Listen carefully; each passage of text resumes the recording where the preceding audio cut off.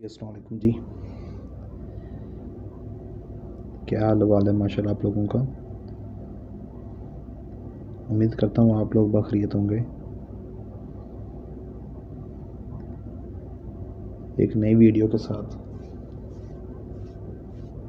Video का अनवान आपके सामने अलामती तजरीदी अफसाने का मजमूई जायज़ा हम लोगों ने लेना है। ये एक मैंने अदना सी कोशिश की है। आप लोगों से दरख्वास्त करता हूँ कि वीडियो शुरू करने से पहले अगर आपने मेरे चैनल को अभी तक सब्सक्राइब नहीं किया तो बराह करम मेरे चैनल को सब्सक्राइब कर लें। साथ में बेल आइकन होगा, उसको प्रेस कर दें। वीडियो अच्छी लगे तो थम्स अप ज़रूर कीजिएगा, ना अच्छी लगे तो डिसलाइक तो कर दीजिएगा, कोई मामला नहीं है, ताकि पता चल सके फिर इंशाल्लाह उस वीडियो को और अच्छा इम्प्रूव करने की कोशिश की जाएगी। जी शुरू करते हैं अल्लाह के नाम से। कहता है जी, अलामती तजरीदी अफसाने का मजमूई जायज़ा। अलामत व तजरीद की तारीफ़ की बात करें तो कहता है अलामत के लगवी मानी निशान, अशारा, सुराग, मोहर और मालिक की तरफ से शनाख्त का निशान है।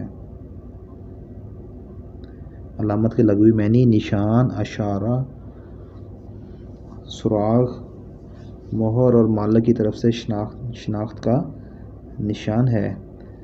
अदबी इस्तिलाह के तौर पर अलामत उसे कहते हैं जिसे किसी शय या हकीकत को किसी मजाजी मफ़हूम या लफ्ज़ में ज़ाहिर किया जाए।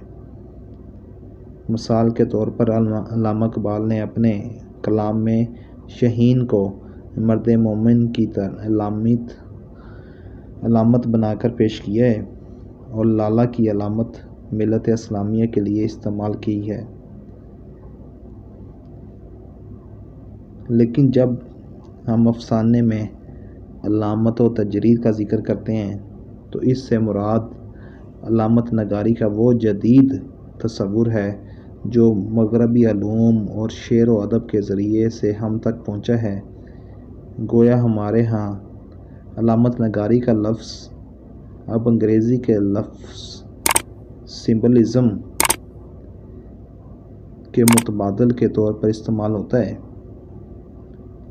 मतलब अंग्रेज़ी के में हम जो लफ्ज़ सिंबलिज़म यूज़ करते हैं उसके मुतबादल अब उर्दू में अलामत नगारी का लफ्ज़ यूज़ होता है। इसमें शुबा नहीं कि अलामत और तजरीद दो अलग अलग इस्तिलाहें हैं, लेकिन उर्दू अफसाने में ये अल्फाज अक्सर व बेशतर इकट्ठे इस्तेमाल होते हैं और इनसे अमूमन एक ही मफ़हूम मुराद लिया जाता है।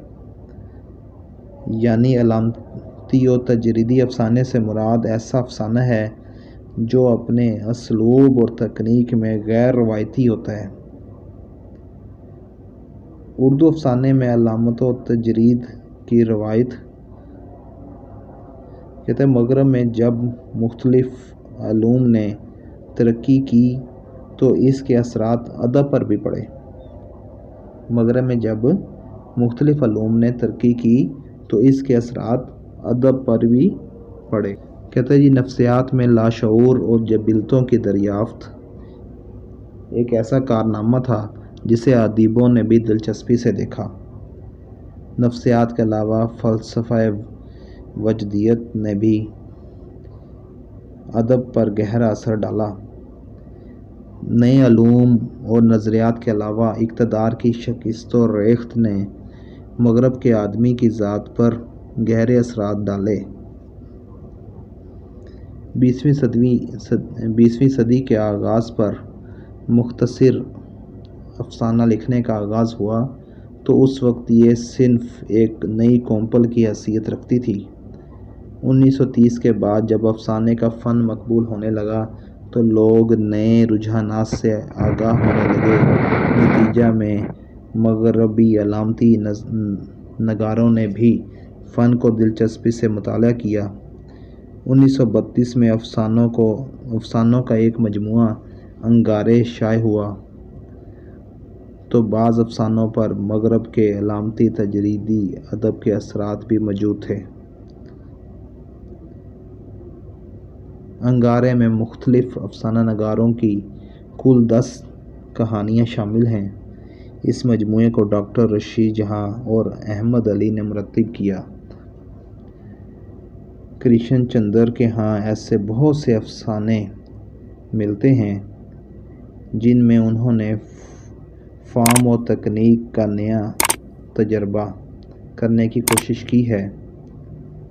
ان کے دیگر افسانوں کالا سورج اور پانی کا درخت شامل ہیں۔ ان کے دیگر افسانوں میں کالا سورج اور پانی کا درخت شامل ہیں۔ ان میں تمثیلی انداز اختیار کیا گیا ہے۔ کون سا انداز؟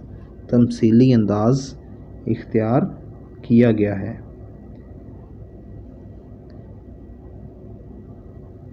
کرشن چندر کے ہاں ایسے بہت سے افسانے ملتے ہیں جن میں انہوں نے فارم اور تکنیک کا نیا تجربہ کرنے کی کوشش کی ہے، اور ان کے دیگر افسانوں میں کالا سورج اور پانی کا درخت شامل ہیں۔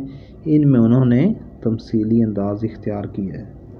ترقی پسند تحریک کے زمانے میں اگرچہ فن میں روایت پرستی کا رویہ غالب تھا، لیکن اس کے باوجود تمام بڑے افسانہ نگاروں کے ہاں علامت تجرید کا شعور موجود رہا ہے، جو ان کے افسانوں میں کہیں کم اور کہیں زیادہ موجود دکھائی دیتا ہے۔ منٹو کو یہ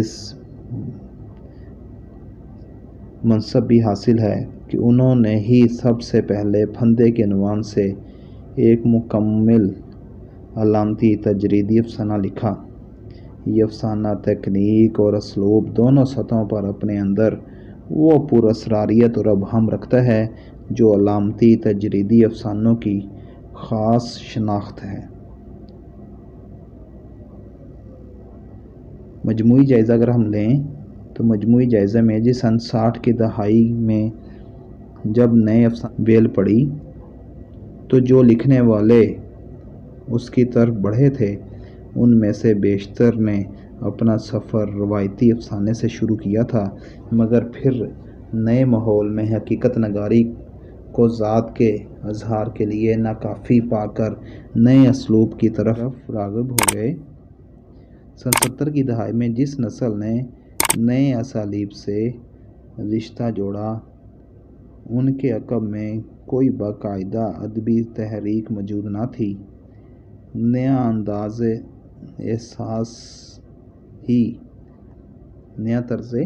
احساس ہی نئی طرح کی افسانہ نگاری کا باعث تھا۔ سن 70 کی دہائی میں پاکستان میں شکست و ہزیمت کے ساتھ شروع ہوئی سیاسی میدان میں جو نیا محرک پیدا ہوا تھا اس نے طرح طرح کی الجھنیں بھی پیدا کر دی تھیں۔ کہتا ہے افسانے میں جب علامت و تجرید کے استعمال کو مقبولیت حاصل ہوئی تو بعض مسائل بھی پیدا ہوئے۔ آغاز میں چونکہ زبان و بیان کی تبدیلی پر بہت زور تھا، اس لیے اسلوبیاتی تجربات نے کچھ الجھنیں بھی پیدا کیں۔ ابہام اور عدم ابلاغ کے علاوہ علامتی تجریدی افسانے پر جو سب سے بڑا اعتراض کیا جاتا ہے وہ یہ ہے کہ نئے افسانے سے کہانی غائب ہو گئی ہے۔ پلاٹ اور کہانی کی بنیادی حیثیت میں کمی آئی ہے۔ مغربی تحریکوں کے زیر اثر اینٹی سٹوری کا نعرہ لگایا اور قصداً کہانی کی اہمیت اور وجود سے انکار کیا، جس کی وجہ سے بعض افسانہ نگاروں کی تحریریں نہ صرف مبہم ہیں بلکہ ان پر کہانی نہ ہونے کی وجہ سے انشائیہ کے بھی اثرات آئے ہیں۔ اس کے باوجود کہ بعض نقادوں نے علامتی تجریدی افسانے پر اعتراضات اٹھائے، مگر اس سے اس فن کی اہمیت پر کوئی کمی واقع نہیں ہوئی۔ نئی طرز کا افسانہ بعض اسباب سے سامنے آیا۔ سیاسی تہذیبی حالات کا دباؤ ایسا تھا کہ اپنا مدعا حقیقت نگاری کے تحت سامنے لانا مشکل تھا، اس لیے تکنیک اور اسلوب میں تبدیلی پیدا ہوئی۔ آج جب کہ خارجی حقائق کی شدت میں کمی آ گئی ہے تو اس افسانے میں جدت رازی کا عنصر بھی کمزور پڑ گیا ہے۔ علامتی افسانہ اب بھی لکھا جا رہا ہے مگر اس کی تفہیم مشکل نہیں رہی۔ کیا کہتے ہیں جی؟ علامتی افسانہ اب بھی لکھا جا رہا ہے مگر اس کی تفہیم مشکل نہیں رہی۔ امید کرتا ہوں آپ لوگوں کو ویڈیو اچھی لگی ہوگی۔ ویڈیو اچھی لگی ہے تو اس کو لائک کر دیں، اپنے زیادہ سے زیادہ دوست احباب کے ساتھ اس کو شیئر کریں۔ چینل کو سبسکرائب نہیں کیا تو آپ لوگوں سے درخواست ہے کہ چینل کو سبسکرائب کر دیں، ساتھ میں بیل آئیکن ہوگا اس کو پریس کر دیں تاکہ میری طرف سے جو بھی ویڈیو اپلوڈ ہو اس کا نوٹیفیکیشن آپ لوگوں تک بر وقت پہنچ جائے۔ اپنا ڈھیروں خیال رکھیں۔ فی امان اللہ، جزاکم اللہ خیر۔